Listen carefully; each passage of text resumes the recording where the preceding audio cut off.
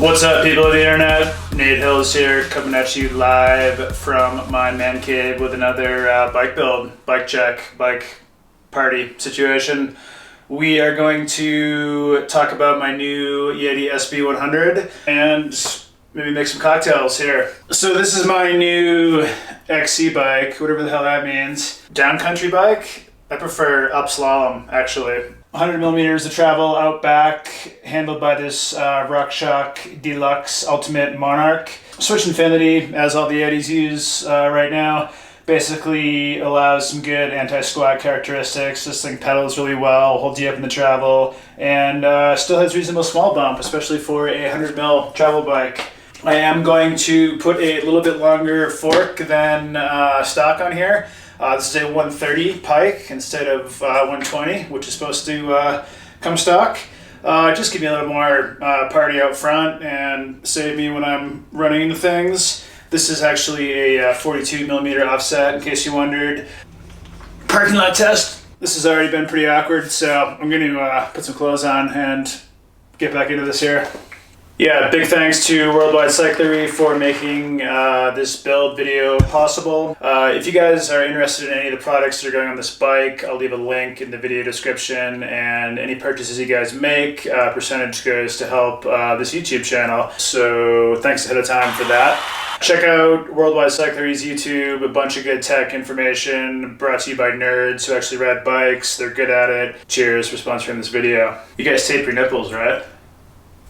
Ow! Ah! As this is a XC bike, I think that it's important to get your salad in your cocktail. So these are my vegetables. It's important to get some tomato juice, some celery. I did balance it out with some venison. You gotta be careful, you get hurt drinking this thing.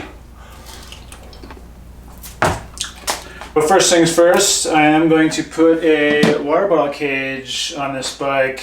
To be honest, I don't really carry water that often. Pink Bike in particular is very excited about this situation right here. This is the hardest part, honestly.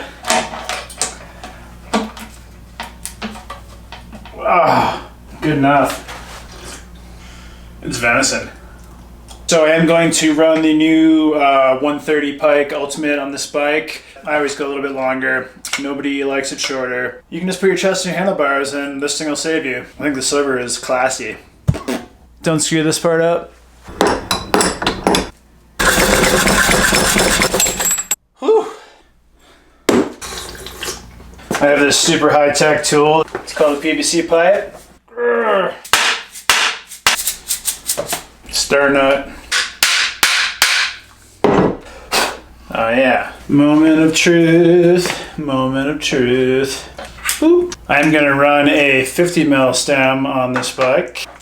Boom. This is a XC bike, so having a little bit longer stem won't hurt for climbing prowess. Look at that. I am going to run a 750 wide True Native Descendant bar on here. 5x7 up sweep for my up slalom bike. Stickers go here. So yeah, one of these little torque wrenches is actually pretty sweet. Richie makes this one. I've had this thing in my toolbox forever. I don't even know where it came from. So nothing shears off when you go huge to flat and break your bars in half or something crazy because you didn't torque them right. I tend to roll my bars just a little bit forward. Some people would call that Chicago, whatever the hell that means. Boom. For my 150 build, I was eating Serranos. Jalapeno, Serrano, habanero. I'm a big fan of stepping things up.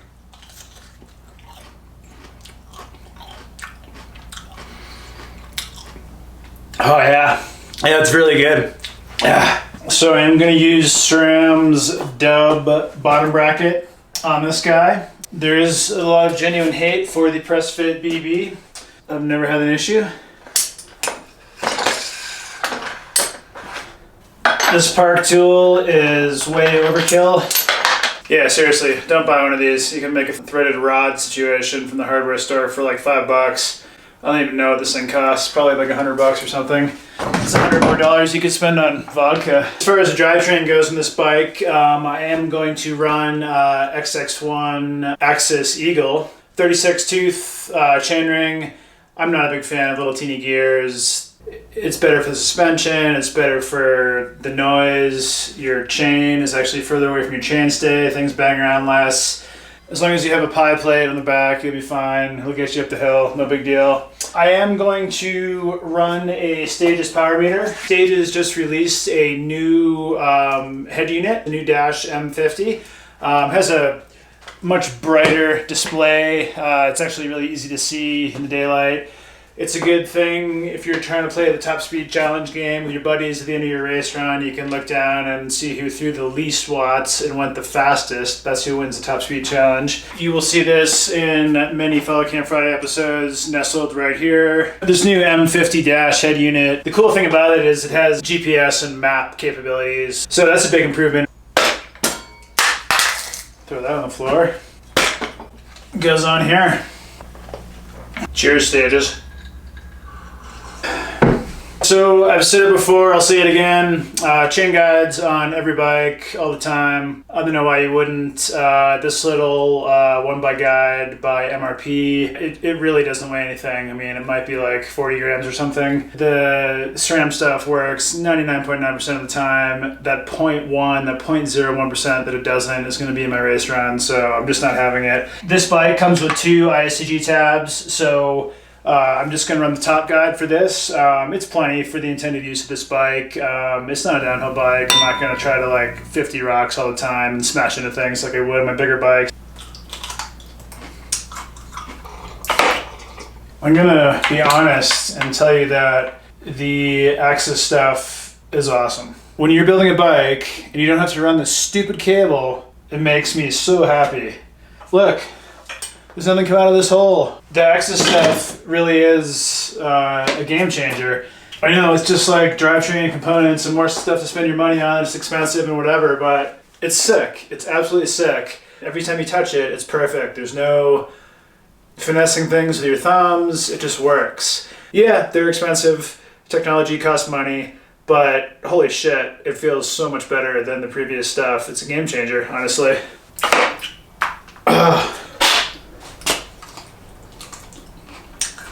Habaneros are hot, turns out. Don't try this at home. You have to build up to these situations. Order of XX1 Eagle Axis. I don't have to run cables. You see this? In the trash. I hate these things.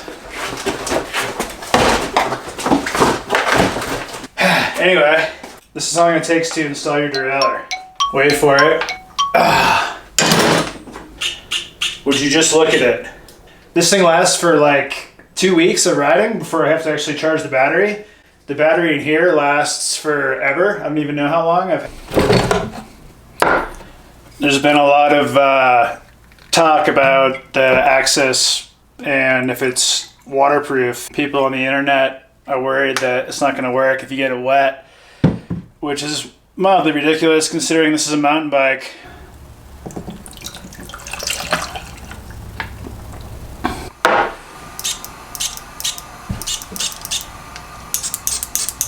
Still works. Good job, SRAM. It's waterproof. Now dance. Oops.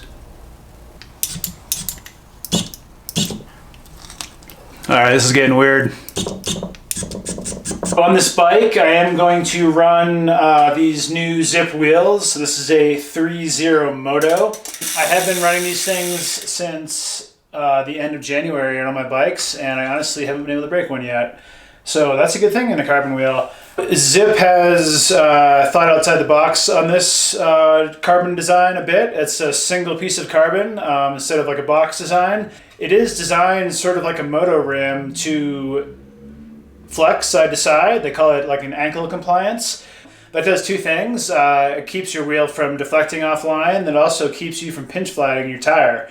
The idea is that you don't need to run inserts. Well, they have definitely a damp ride feel. They certainly don't feel soft or noodly or floppy or anything when you're cornering, but they do kind of stick to the trail or comply to the trail a bit better. So yeah, I've been pleasantly surprised with these. A lot of the recent carbon wheels that have been built are just modeled after aluminum wheels, and they're really stiff and they have a harsh ride to them.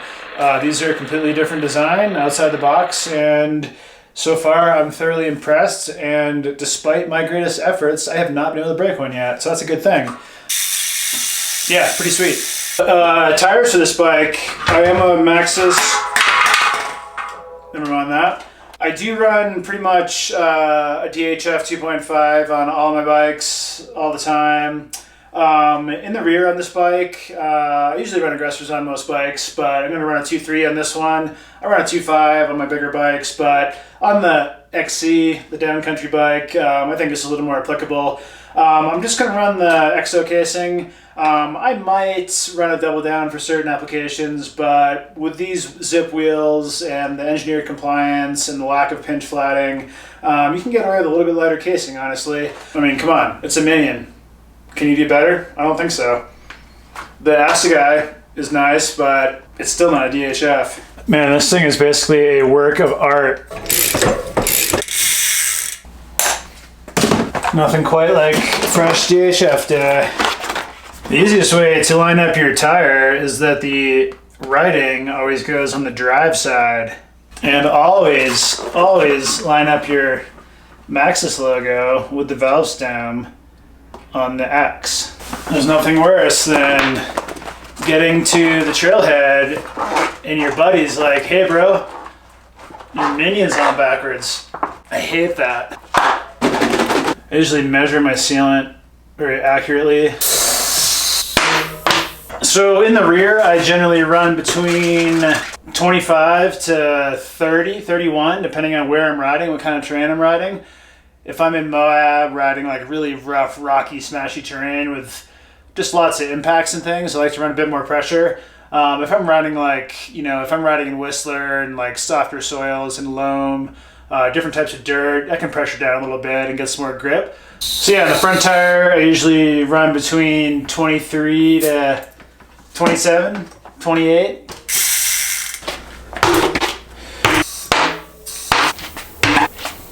So I'm going to run 180 rotors front and rear on this bike. I run code brakes, a ton of stopping power. I do run all of my rotor bolts. I get out of my phase of only running like half my rotor bolts to save weight, because that's just stupid.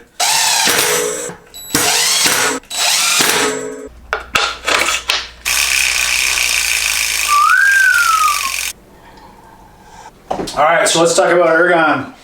Contact points of the bike being my hands and my ass. GD1 is my grip of choice on all the bikes recently.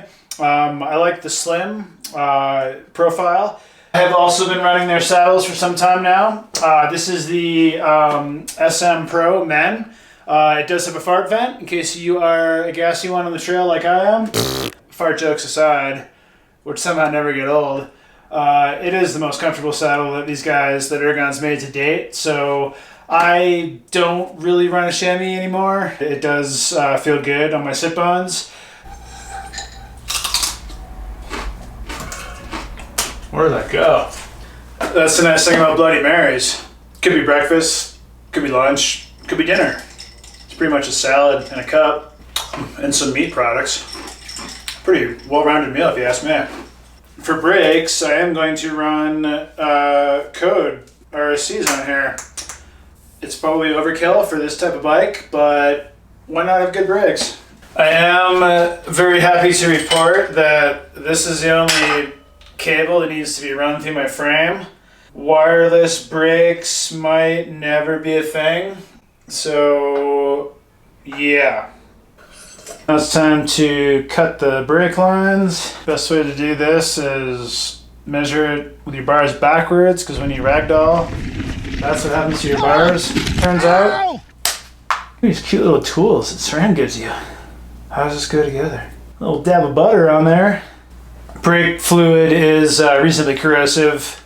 By reasonably, I mean it'll eat your skin. So yeah, good to spray everything down. Real brake fluid, however, does do a better job at managing the heat. There's another brand that uses, I think, mineral oil, but I don't think that's really a good solution. It's less corrosive, but it doesn't really work, so who cares? This goes here. The technology is unreal. Yeah, you just go like this. Seriously, like, can it get any easier? Look how clean my cockpit is. In sticking with tradition, I'm living off of peppers and alcohol to build my bike. Serrano, habanero. Don't do this. It's hot. Need a cocktail. Oil slick. Boom.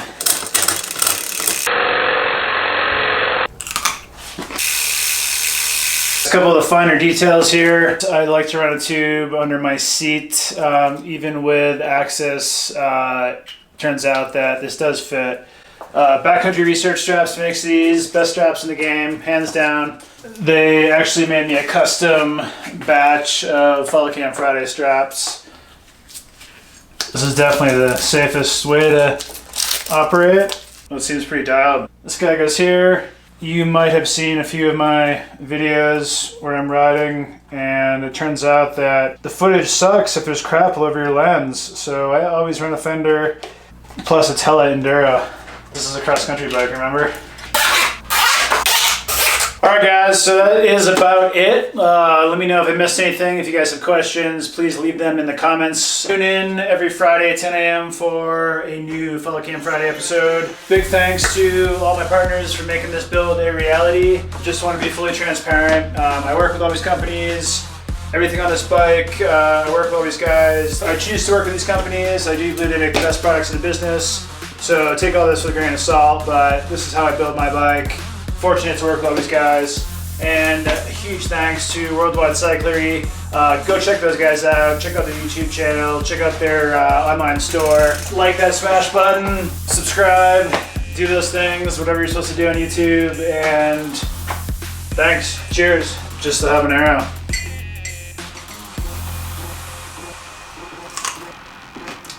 Serrano peppers are getting weak.